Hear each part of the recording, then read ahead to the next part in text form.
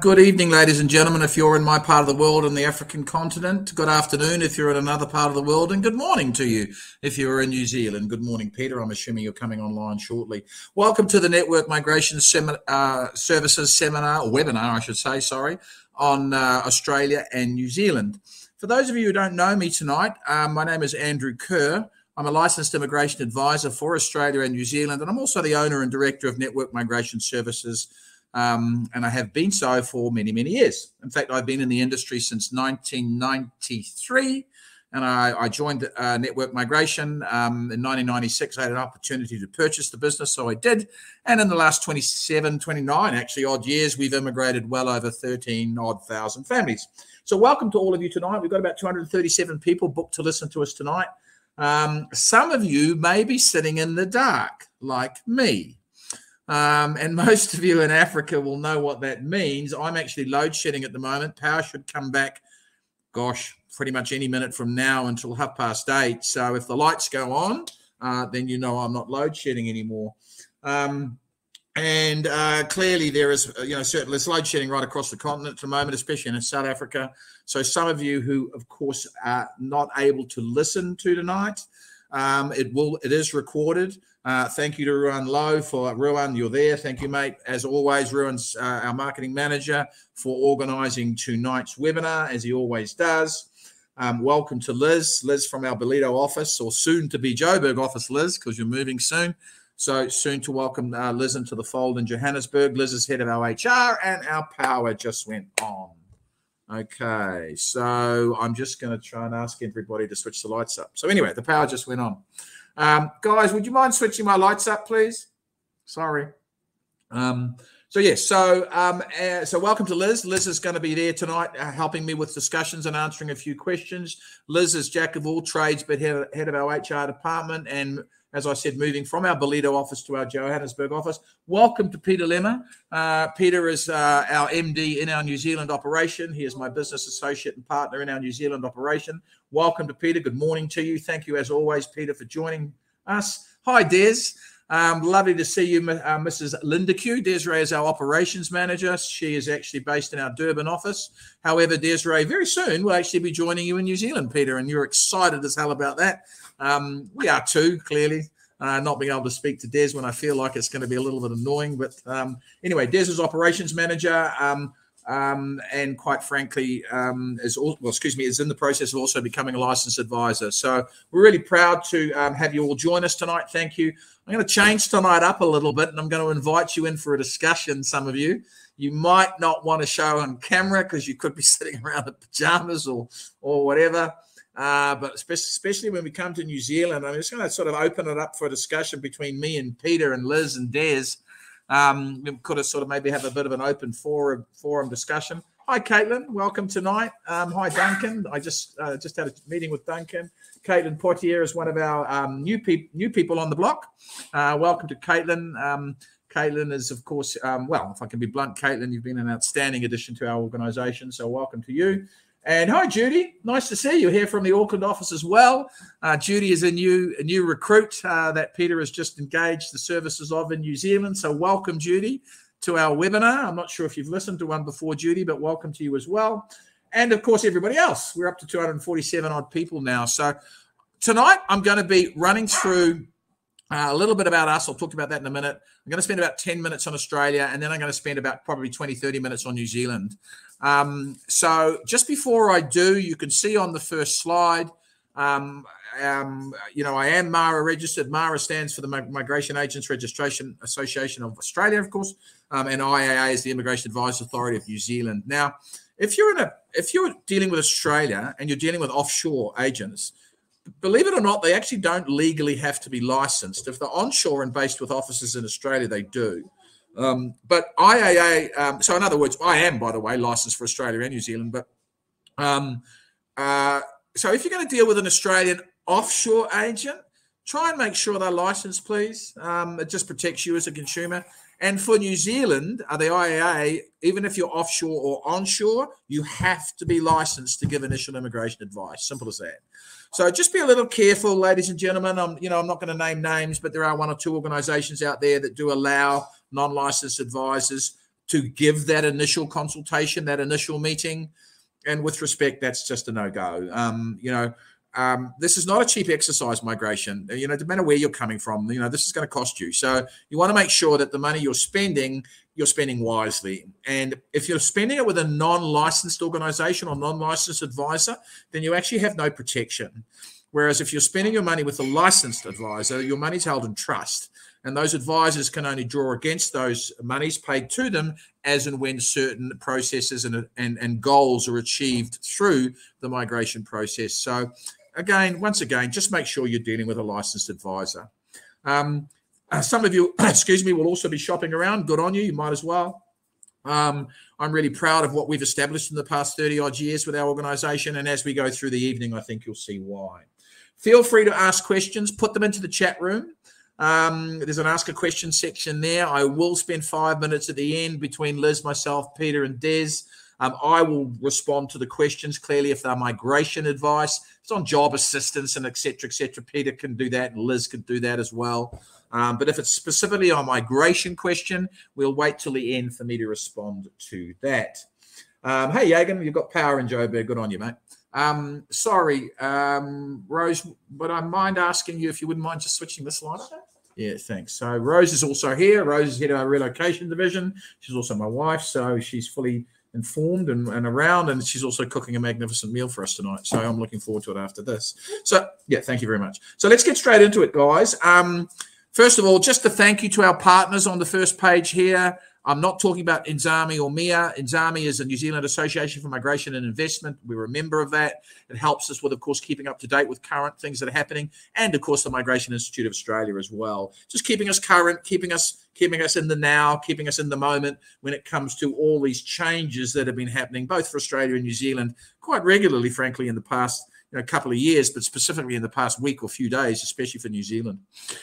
Thank you to everybody from Apex through to Pearson's. Apex Advice is a company we deal with in New Zealand. They're fantastic when it comes to financial advice for migrants. Pam Golding, well, those of you who live in the world, you should know who Pam Golding is, selling properties. Thank you to Peter and his team. Global Wealth is an investment organization, investment arm that we partner with when it comes to investing monies in not necessarily just Australia and New Zealand, but also pretty much anywhere over the world.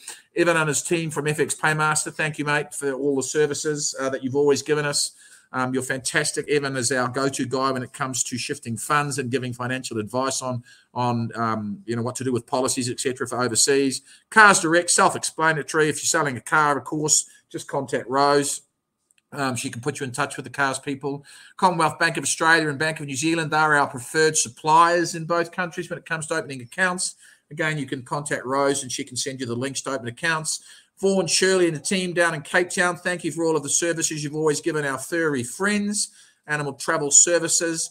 Flight Centre, of course, thank you to the Flight Centre. We all know who they are when it comes to flying all around, all over the place. And thank you to Chris and his team from Pearson's. For always being there for us and supporting us. That's the English Testing Centres. So let's just jump into the first slide, ladies and gentlemen. I'm going to be, as I said, doing Australia first. About Network, I've explained about us. We've been around a long, long time, 30-odd years. I think, with all due respect to my next comment, our reputation, hopefully by now, speaks for itself. We're going to do Australian visa and points shortly, New Zealand visa and points second. Touch on our relocation partners already have, and of course the question and answer session at the end. We've discussed us. That's me a couple of years ago. Australia, right. Now I want you to take, well, first of all, Australia, as we're all aware, is big. 25.5 odd million, 26 million people in Australia, 8 states and territories in Australia. Each state and territory has a capital. Sydney, for example, capital of New South Wales. Melbourne, for example, capital of Victoria. Brisbane, for example, capital of Queensland, and so on. Okay? Very diverse country. I lived in Australia for 10 years before I came to Africa. Loved Australia, really enjoyed it. Very, good, strong economy, progressive economy. And frankly, in the last month, have announced that they're looking for 195,000 offshore applicants. Most countries, by the way, during the COVID crisis have suffered big time. We're specifically talking about Australia and New Zealand tonight. So, with respect to the other countries, they are way down on skills, both in Australia and New Zealand. So all of a sudden, after not having any approvals for nearly 3 years for Australia, in the last month or so, we've probably got a couple of dozen been approved, some out of the blue, some unexpectedly. Most of the states are now open and selecting for Australia now. The ones that do are. And of course, federal or DHA, the Department of Home Affairs, is actually selecting from the federal pool as well, the Expressions of Interest pool, the Skill Select pool. So I suppose what I'm trying to tell you now is if you want to go to Australia, get on with it. All right, get yourself into the system, get yourself assessed, get everything done, which I'm going to explain to you now.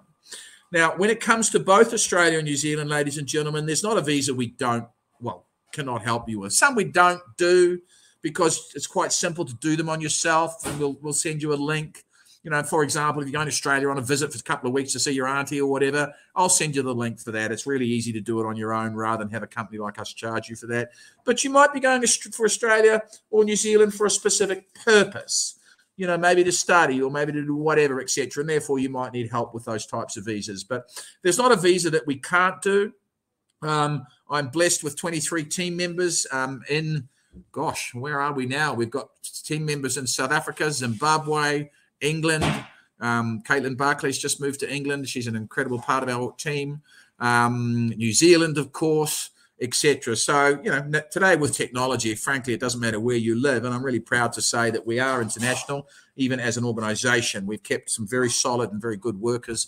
Even when they're immigrating, we're still keeping them working with us, which is fantastic to be able to do. So there's not a visa we can't do. I'm not going to harp on business visas tonight, investor visas, student visas, you know, etc. I'm going to be very much concentrating on skilled migrant and work visas tonight, but you might have an Australian partner, you might have a New Zealand, you know, father, for example, etc., etc., etc. So when it comes to specific questions on parents and students and business visas and investors and etc., please just drop me an email. Ruan did put the email address in there. I must admit I didn't look earlier, but I'm pretty sure Ruan has put it in there. It's andrew@networkmigration.com. All our emails are at networkmigration.com, and the only difference is our first names. So Peter would be peter@networkmigration.com, Liz at networkmigration.com, Andrew at networkmigration.com, and so on. It's pretty easy to do. So it's at networkmigration.com. So if you're wanting information on a specific visa type that I'm not going to be talking about tonight, I will happily give you the information. It's completely free. I'll give it all to you. And please drop me an email on it if you want some specific information on anything else. If you want to be accessed under the skilled migrant category, please just send me your CVs. Okay? It's free. It doesn't cost anything. I don't even care what the CVs look like. They're coming to me at the moment. I need to know basics, you know, work experience, qualifications, if any, etc., etc. Most modern CVs, ladies and gentlemen, don't have your ages on them, so I don't necessarily need you to change your CV, but can you please, in a separate paragraph when you're sending me your CV, just give me, Andrew, I'm a single guy, I'm 24 years old, or I'm 37, I'm married, I've got a 35-year-old wife, and I have 2 children, 7 and 4. That's all I really need to know. I need to know the structure of your family in order to assess you and advise you and quote you correctly. So please, just if you can do that, just in a separate paragraph. Don't worry about changing your CVs or making them look spectacular at the moment. And if you are in a relationship, especially for New Zealand, can you send me both CVs, please? You might think, well, listen, I'm a plumber and I'm the main applicant. And, you know, you forget the fact that your wife's a teacher, for example. So bad analogy because you're both in massive demand. But my point is, send me both CVs, please, if you can, if they are, you know, if they're ready. If they're a little bit old, don't worry too much. Just in a one-liner, say, listen, this is 2 years old, and in the last 2 years, I've been, you know, still currently employed with my previous company. Okay. Right. Take a screenshot of that page, please. I'm going to show you another page in just a second, but take a screenshot of that page because this is the Australian. David, while people are screenshotting, I'm happy to answer that. Oh, by the way, somebody asked earlier, with this new rules and regulations for New Zealand, does it mean that the companies still have to be accredited? Yes, yes, they do. That is not changing. The companies in New Zealand must still be accredited. Okay. But David, yeah, you could do both countries. I wouldn't recommend it. I could certainly prepare an application for both countries. up to not spending any extra money on doing skills assessments and whatever. But if you're not sure, David, and you qualify for Australia, I'd pick Australia, hands down. Why? Because by getting into Australia, you get into New Zealand automatically. You're killing two birds with one stone. Whereas that doesn't work the other way around. You've got to be a New Zealand citizen, in other words, hold a New Zealand passport to be eligible to live and work in Australia. Okay. Take a screenshot of that page and this page, please, ladies and gentlemen. Just while you're doing that, please excuse me. I just need to grab a tissue very quickly.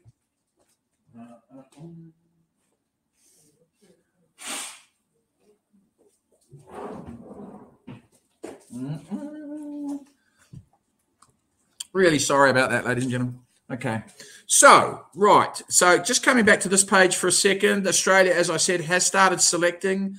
One of my colleagues, opposition company, but one of my good friends told me he had a couple of people selected on 65 the other day, which is great because, frankly, they haven't selected anybody on anything less than 80 since 2016. So it looks like DHA Australia, the Department of Home Affairs, is putting their money where their mouth is. In other words, they're starting to realise there's a massive skill shortage. So let's select people. And we were having people selected on 70s and 75s and state nominations at the moment, whatever.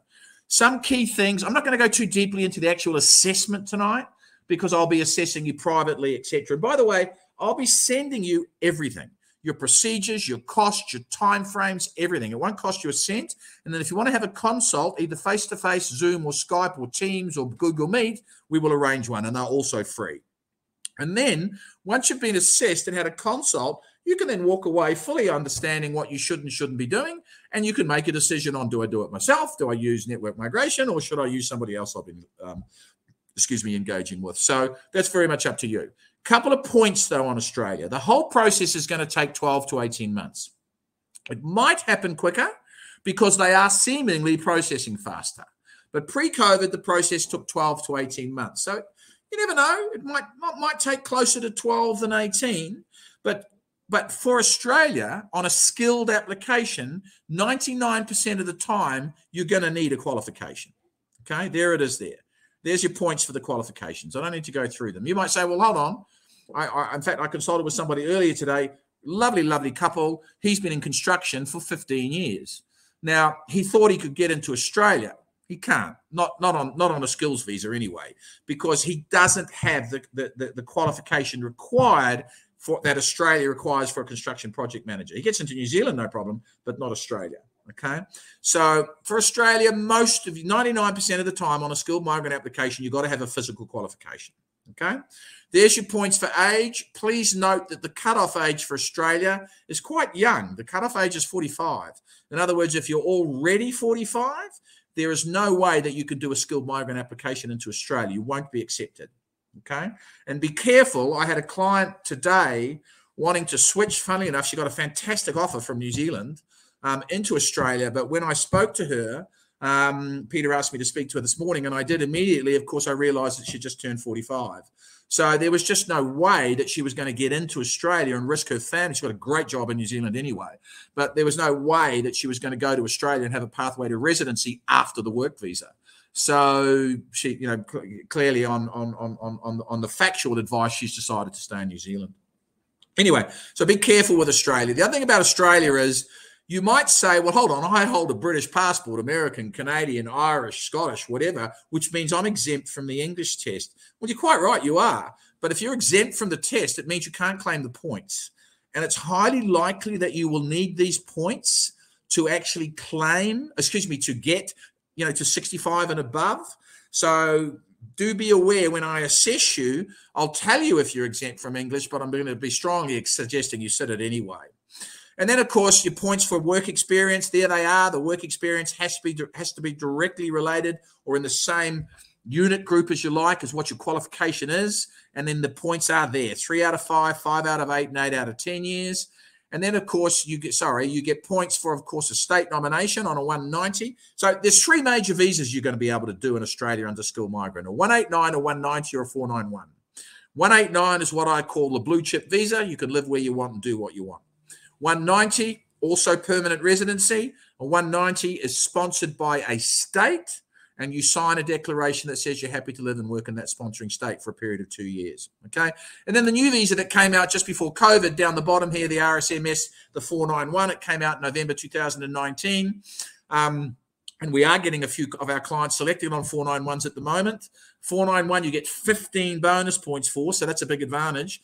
491 is valid 5 years. You still get the benefits of schooling and healthcare on a 491, but on a 491, for 3 years out of those 5 years, the main applicant has to work and earn around about 54,000. I think it's 53,900 off the top of my head. That's easy. You'll all earn that. Most of you will. But the big caveat on that visa is for those 3 years, you cannot live or work in Sydney, Brisbane, or Melbourne, or the Gold Coast. So be careful on that visa. Okay, you might think you can go and live in Sydney on a 491. You can't. You can live anywhere else in New South Wales except Sydney. Okay, so be careful on that one. But it is a good visa because there are so many beautiful towns and cities in Australia that aren't Sydney, Brisbane, Melbourne. I love Perth, for example. Adelaide's lovely. I mean, there's so many beautiful towns and cities in Queensland other than Brisbane and the Gold Coast. So just be aware. So for Australia, let's just jump to this one.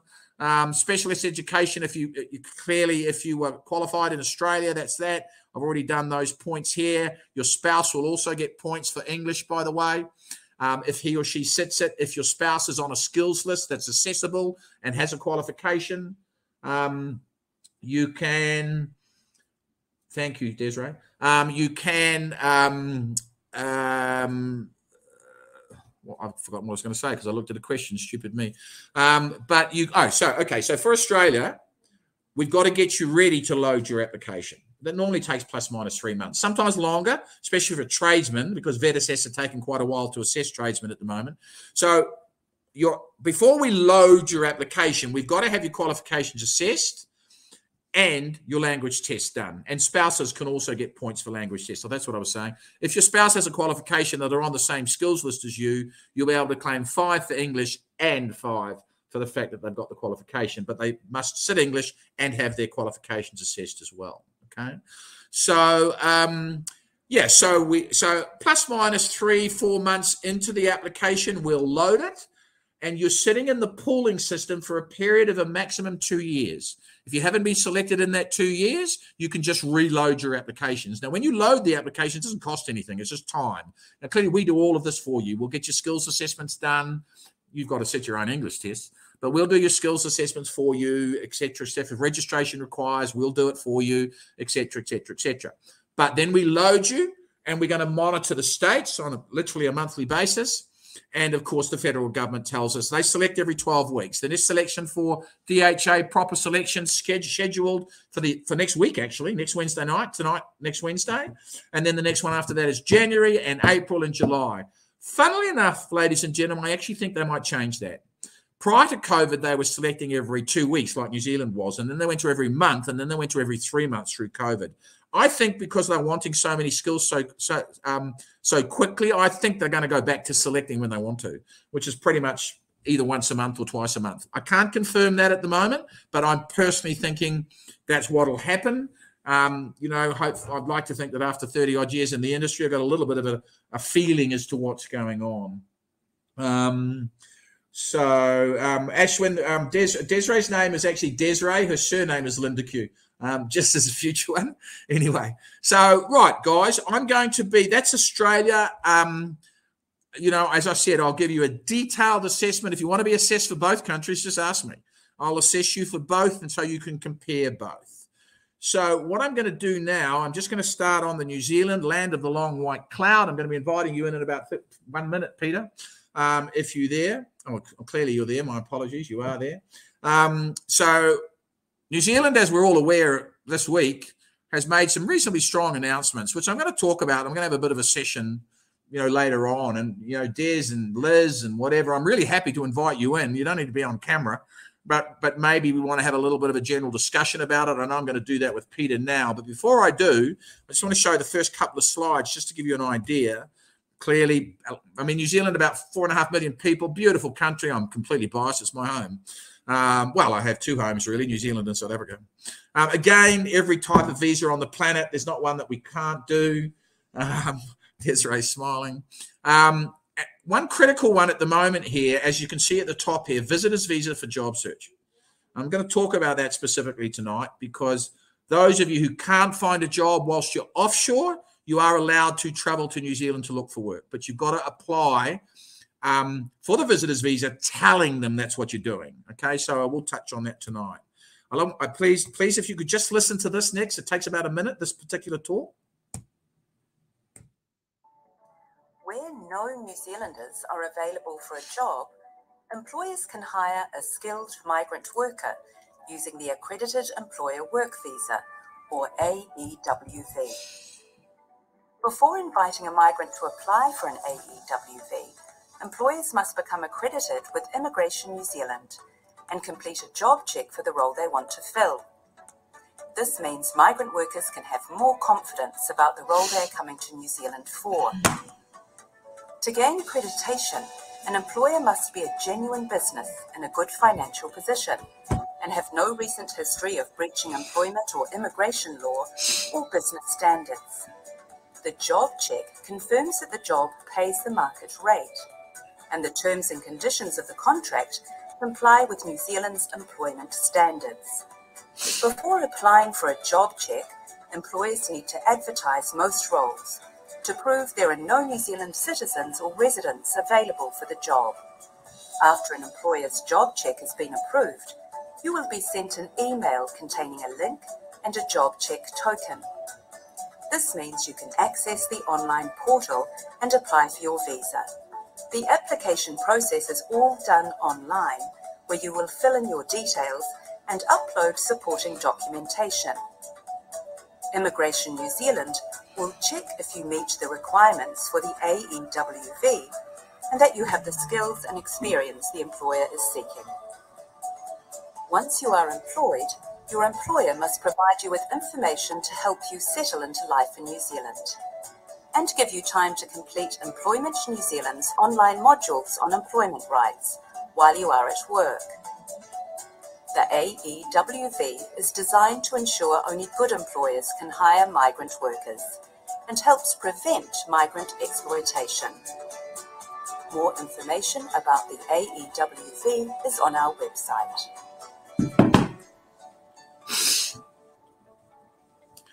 Right, Mr. Lemmer, how are you this morning, New Zealand time?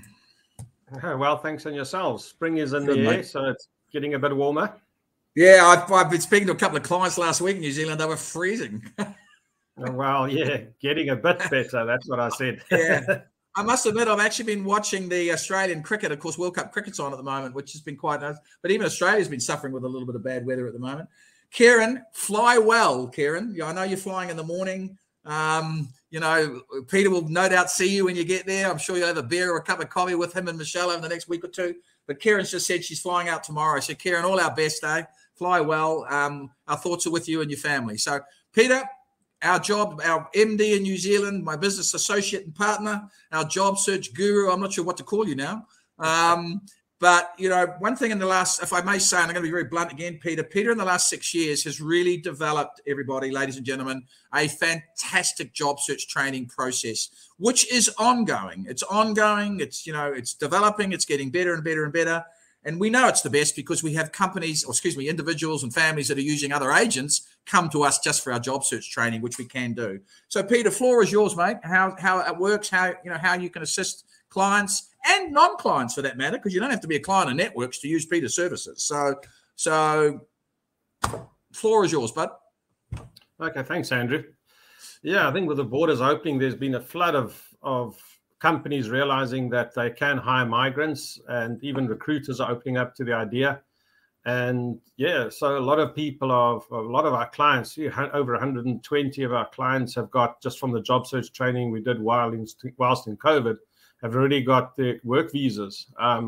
That's how successful the training has been. So what we do is we offer a service where we take you through a whole job search training process. The process consists of 5 different pillars. The first pillar is where we help you search engine optimize your LinkedIn profile. LinkedIn is huge in New Zealand. People use it as a daily business tool. So we professionalize your profile. The second pillar we train you on then is how to connect with different people in New Zealand at 5 different levels. The third part of the whole process is then to start marketing and branding yourself. And there's quite a few tricks in how to do that to the right people. The fourth pillar is an interview and culture training, where we teach you what the difference in the culture is and how to deal with it. And there is actually quite a really big difference. I was speaking to a lady from the USA who's a client of ours, and she's finding similar problems within New Zealand. And we've had a long discussion about the difference in the cultures and how to approach people. The interview technique is also totally different. So we train you up in interview techniques for New Zealand. And then the fifth part of the training is pre-departure and arrival and relocation information. So we give you a lot of information, checklists on what to do before you leave your country, settling in information. We meet you before you fly out, or even a month before you come out. We help you starting to wrap up your lives in your country, and then we help you also then when you land to meet you here when you land, either on job search. We then sit and talk to you about setting up interviews and setting up meetings, and the culture training. Again, we go through a lot of different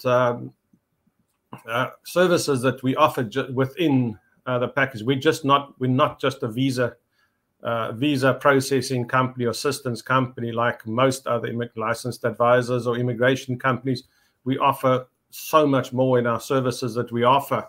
And I see our clients land a lot less stressed in New Zealand, really relaxed, ready for this challenging journey. Yes, it is a stressful journey, but I've noticed over the years that people are less and less stressed. And we actually train you even on the stress of immigration and how to deal with it. It's one part of our service that we offer. Okay, thanks, Andrew. Hand back to you. Well, thanks, Stephen. While you're there, Peter, just a couple of quick questions which were there. I mean, Melissa, yes, if you are still on your work visa, your children are going to tertiary education, then yes, you'll pay for it. Okay, you'll pay international student rates. Correct, Peter? That's correct, yes. Yeah, everyone. Hi, everyone. It's great to be tuned in all the way from Zim. How's the City and Guilds Trowel Vocations Level 1 certificate? Gosh, Azaish, you're going to have to send me that. Oh, Desiree already answered you. Thank you. Any chance on some cloud? Yeah, Jacques, I mean, there has been a couple of glitches with INZ at the moment, not pulling job tokens through and whatever. It's sometimes it's just a systems glitch. I think we're aware of that, Jacques. Please, I mean, we'll chat to you tomorrow on that. What's the difference between SMC and the accredited employer's work visa? Well, one's residency. Skilled migrant category is the points test for residency, Michael, and the accredited employer work visa is your work visa. Peter, I'm going to do something a little strange, and I know you've not done this before, but if you don't mind, I'd just like to invite Liz and Des on screen. I'm not sure they're going to show their faces. They might be sitting in their pajamas, but because I just want to have a general discussion, which I think will help, the people that are talking about what's happening, if that's okay with you, or do you have an appointment? No, I'm fine. All right, so let's just, Liz, I'm going to invite you. I just got to find you. Liz, I'm not even sure that's you. Liz, are you on your laptop or Desiree's? Just type it, Liz. Well, shall I invite this person and see who they are? I'm inviting Liz, so hopefully it's our Liz. It could be another Liz. No, I think it is our Liz.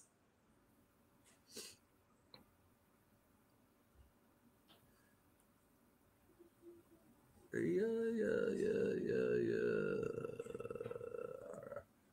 Accepting and connecting, unless they're load shedding.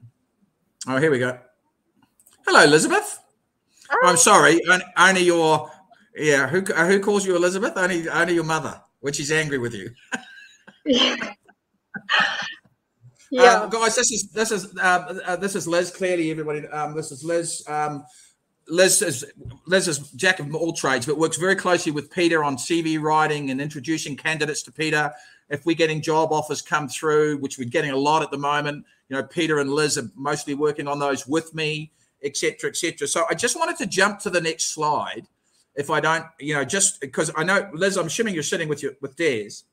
Yes, she's here. Okay, not showing his face, which is fair enough. So Des, hello, Desiree. How are you? Nice to see you. Well, it's all right. You've got the world looking at you tonight. So the reason I brought you both on screen is I just want a general discussion on this. Here's Green List Tier 1. So we're talking about getting you into New Zealand. 99% of you are going to need a job offer up front. Okay, if you're going in clearly skilled migrant. So what New Zealand Immigration's done in their wisdom is they've developed Green List Tier 1 and Green List Tier 2. Now, if you're on the Green List Tier 1, you have a fast-track pathway to residency. Ladies, do we know what that is yet? They still haven't announced it yet, correct? So Liz? Straight residence they have. We do have that. We don't have Tier 2. I know straight to residence, but have we got a processing time? No processing times.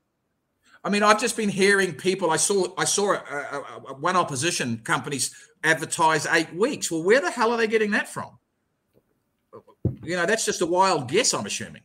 Yeah, no, there's no processing times yet. Okay, so but for those of you who are listening to us, guys, so let's still just assume you're now in New Zealand and you're working.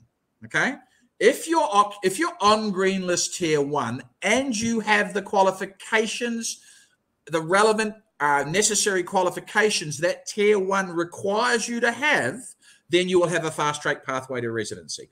I'm guessing it'll be comfortably within a year, and I am guessing.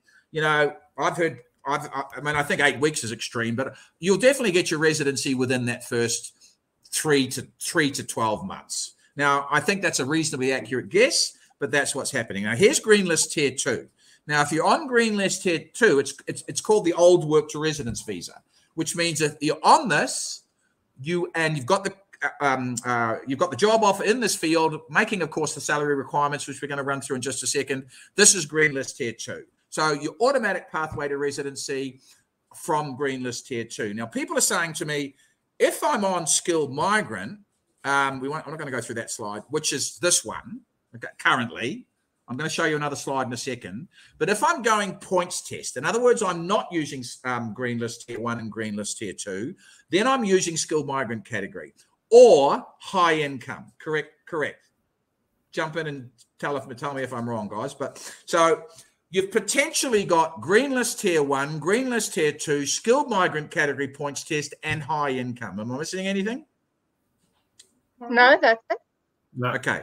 So high income is if you're earning $55.52 per hour. I'll jump to the slide just so you can have a look. This last business here. If you're earning this salary from the get-go at $115,484.60, just round it up to $115,500.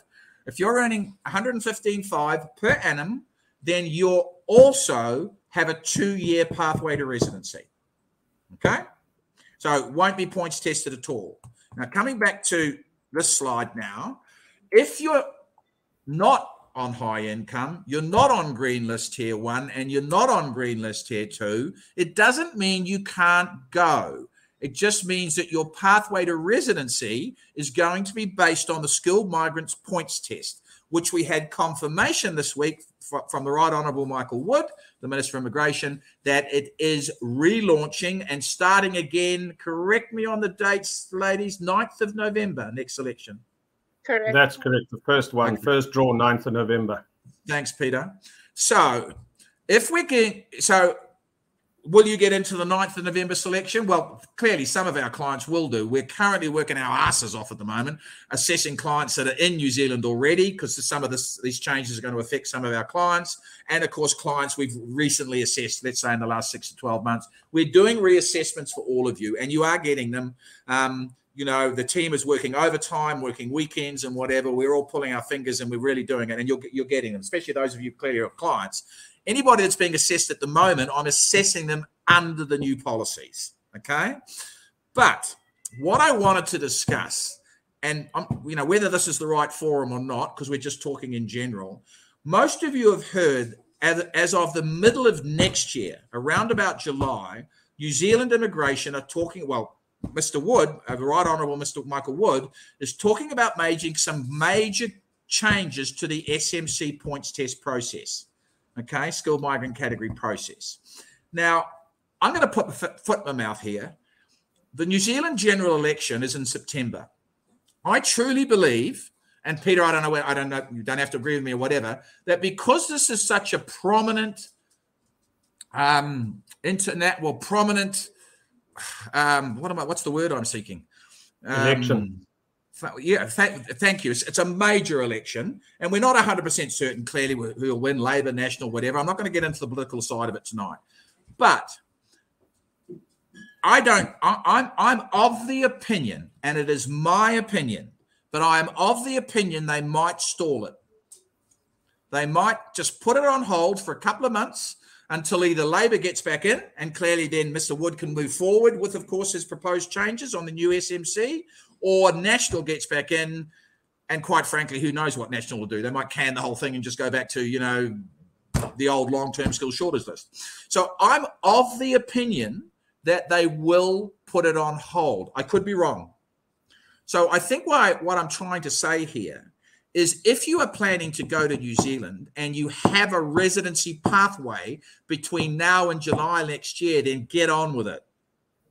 Okay? Because if we can get you into New Zealand in the next few months and we can lodge your, clearly green list is irrelevant. Doesn't matter. You're on green list. If the rules come in, it won't change you.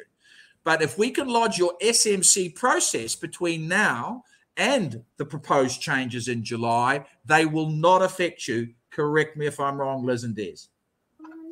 That's correct, Andrew. But just chat about the 180 points. When does that kick in? Because there's a 160. Well, that kicks in. This is the next slide. By the way, everybody, I hope you've taken a screenshot of this, and you can take a screen. There it is, Peter. It kicks in from the 18th of January.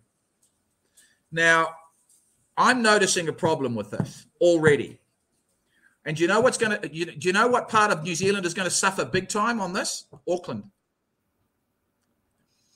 Because if you are more mature, i.e., 40, 45 or whatever, or you are young, 24 with a brand new qualification, for example, you can't get to 180 points. You can't. Unless, of course, you look at working out of Auckland, because working out of Auckland is 80 points. So what is inadvertently happening here is I think they're going to have to rethink this, because Auckland is the biggest city by far. You've got a quarter of your population living in your city, Peter. So clearly most of the jobs are coming out of Auckland. And if you don't have a residency pathway by accepting a job offer in Auckland, why would you? You'd accept a job offer somewhere else. So in the processes and procedures I've been doing and the pathways I've been doing in the past 3 or 4 days since these proposed changes, I think Auckland's going to suffer hugely. I really do. Okay. So this is the new proposed point. Not proposed, it's happening.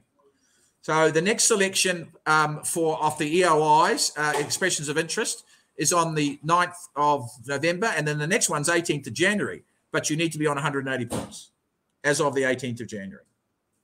Okay? So on this... Andrew, just explain that. So everybody has to have their expression of interest in before 9 November to be at 160 points. Or must they have it in before 9 November to be eligible for the draw then?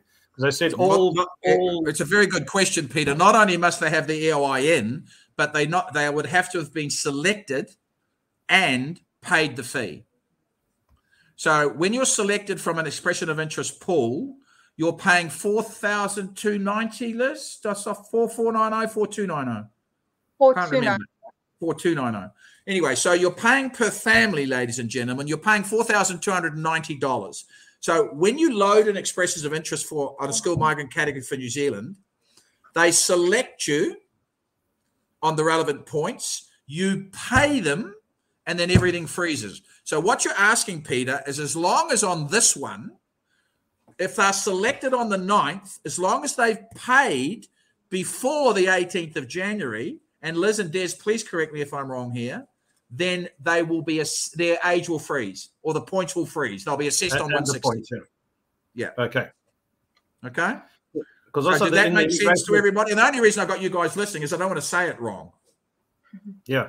So, okay. So also just that I think it said that all of them will be selected on the 9th of November. All applications at 160 points will be selected. Anyone on 160 and above, every one of them is going to be selected. Yeah. Okay. So the deadline is what, 9 November. Okay. Sorry, Des. Just to explain that, so everyone will be selected if you're on 160 or above, but you have 4 months in which to take up your residence and pay for your residence application. So you've got 4 months in which to make the actual residency application. So Des, I'm wrong then. Yes, if you don't take it up, then you need to put a new EOI in, and that's when your EOI will be selected on 180. So if you don't take it up within the 4 months of your EOI being selected on the 160, then you need to meet the 180. Thank you, Desiree. So did everybody understand that? If you're selected on the 9th, you've got 4 months to submit. If you don't submit within that 4 months, then that 160 threshold will fall away. You'll then be going in on the 180 threshold. So thank you for that, Des. That is clarification, because I did slightly misadvise people there. Okay. All right. So on this, key issues. 1, cutoff age is 56. For us more mature people, that's good. All right. Cutoff age 56. All right. You get massive points for your qualifications here, 40, 50, or 70, depending on what the qualifications are. If your spouse has qualifications, you can also claim, qualification points for your spouse. You jumping to the next slide. This slide back here, you get massive points for a job offer. You get 50 if the job offer's in Auckland. You get 80 if the job offer's out of Auckland. When your spouse gets a job offer, by the way, ladies and gentlemen, as long as the offer meets the requirements, of course. So when your spouse gets a job offer, as long as it meets the requirements, you get bonus points. If you're earning 115,484, you can also claim bonus points. There's your work experience points, of course. So, 2, 4, 6, 8, 10 years, you get 10 points for working in New Zealand for 12 months. So making up to the 160 and soon to be 180 is not necessarily that difficult to do, but it's become more specific lately, i.e. especially with the 180. You might be saying, sometimes we were quite flexible. No, you can work in Auckland for a year, for example, and you'll make the points up, and when you spell blah, blah. I might be saying to you, you are working out of Auckland, simple as that. All right. Otherwise, you have no residency pathway. So if you're getting the advice, clearly you can take it or not take it. It's really up to you. But that's what you're here for, and that's what you're wanting to find out.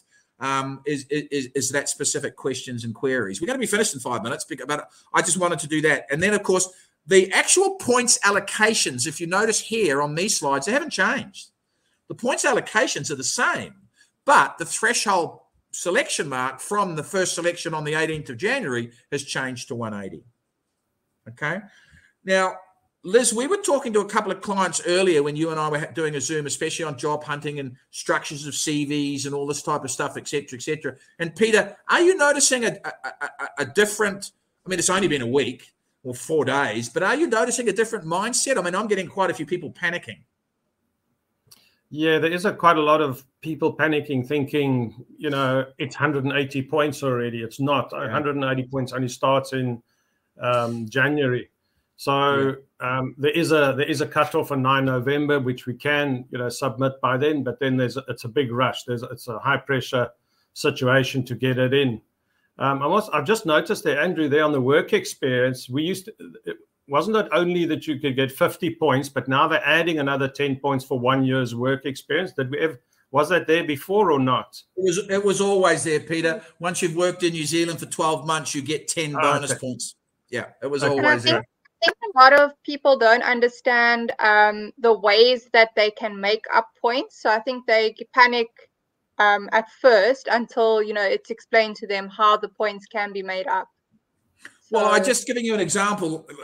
I just did an assessment for a client who signed up 2 weeks ago, and he's actually got a job offer. He's got a job offer in Morrinsville. Now, Morrinsville's near Hamilton. So he's panicking about nothing because he's sitting on 180 points anyway, for example. Yeah. All right. So what you've got to be careful, ladies and gentlemen, I understand completely why you're panicking. We do. You know, we've been in this industry for years and years and years. It's a lot of money you're spending. It's very emotional, as Peter said earlier, et cetera, et cetera. So panic. But please use us to try and calm you down. It's really, to date, in the assessments that I've reassessed, I've only had one client that is going to have to upgrade her qualifications in the next 5-6 years in order to meet the requirements of the 180, if 180 stays. Oh, sorry, Kieran. I don't know why it's buffering. I don't. Are you guys buffering? Peter, are you buffering? Vaughan and Shirley even are saying it's buffering. No. Meeting keeps freezing, can't follow. Yes, bad connection. Well, I mean, I'm speaking to Durban and New Zealand at the time, guys, and that's not buffering for them. So my apologies. Ruan, if you're there. They will receive the meeting. They're all getting buffeting. Okay, not a lot I can do about that without knowing what to do. Any suggestions, ladies and gentlemen? You'll get the link tomorrow. Just rewatch it.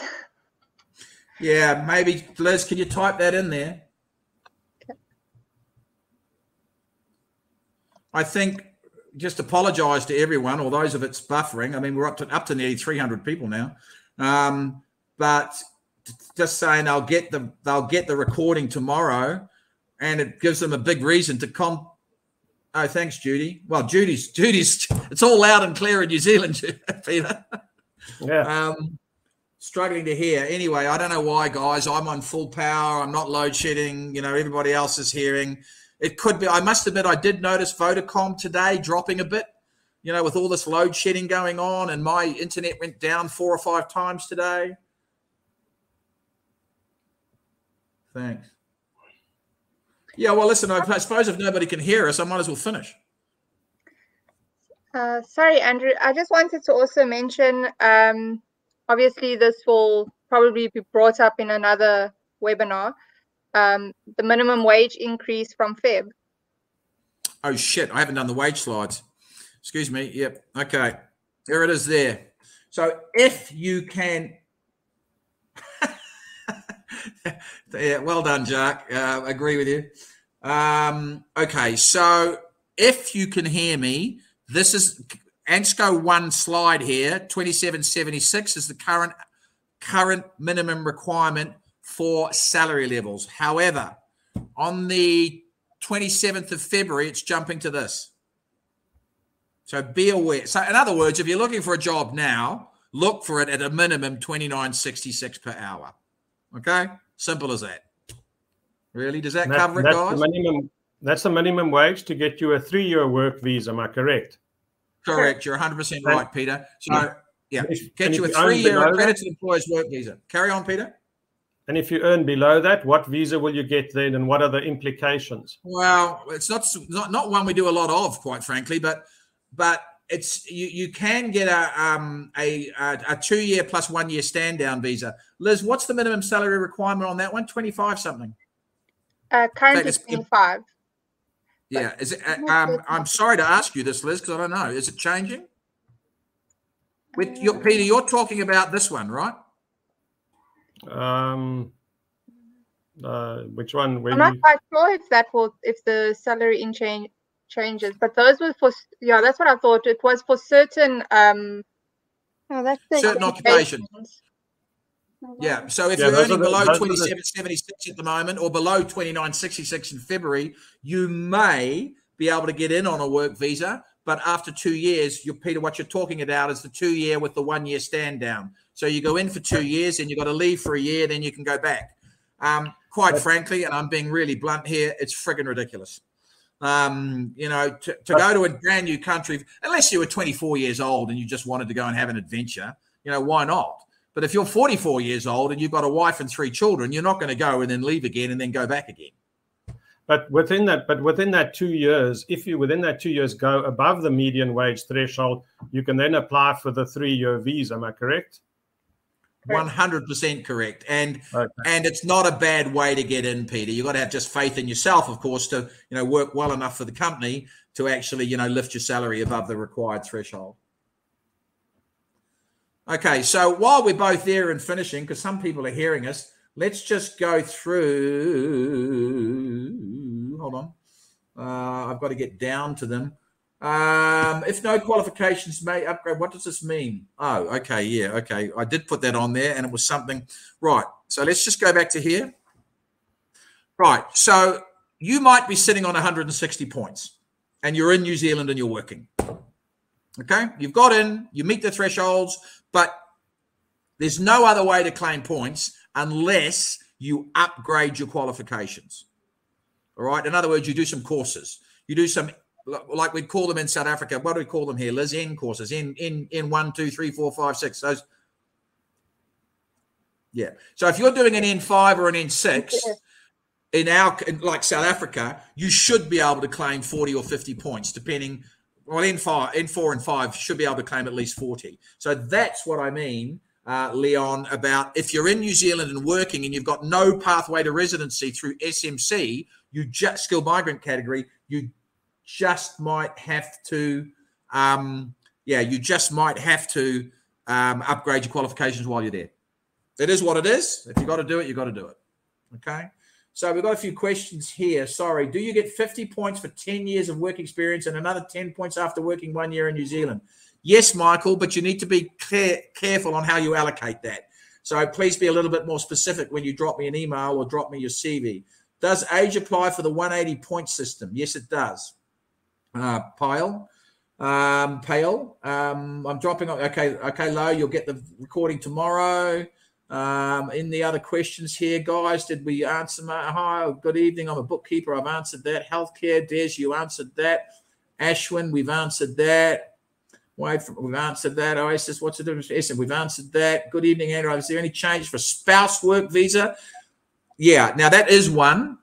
One thing I had a couple earlier today asking me that specific question, Liz, and I couldn't find it. It was announced about a month ago that proposed spousal work visa for December has been canned. Yes. Okay. I was going to talk to you about it tomorrow. I mean, and Des, I know you also looked for this. I just need to find it somewhere. Was it a legislative instrument, or was it just something we got from Nzami? Nzami. Yeah, I think there was an Nzami notification that came out. Yeah, but it is definitely. I mean, I'll find it tomorrow, but it's definitely been canned. So in other words, this is Mahendran answering this question. Mahendran, when you get your visa, the spouse will also get his or her visa. Okay. Do you get 50 points for 10? Oh, we've answered that. Okay, that's it. Anything I'm missing, guys, while you're there? Sorry, Andrew, there is a question that came up that says from Amarisha that says if they are on tier 2 and AEWV, what will the resident visa be after 2 years, assuming that the visas all stay the same as they are? Well, if they're on tier 2 green list, then after two years, that's when you apply for your residency, and it's automatic. Sorry, Andrew, can I just jump in here? A lot of clients at the moment are asking if they are on tier 2, which would be the better option to go with, either tier 2 or SMC.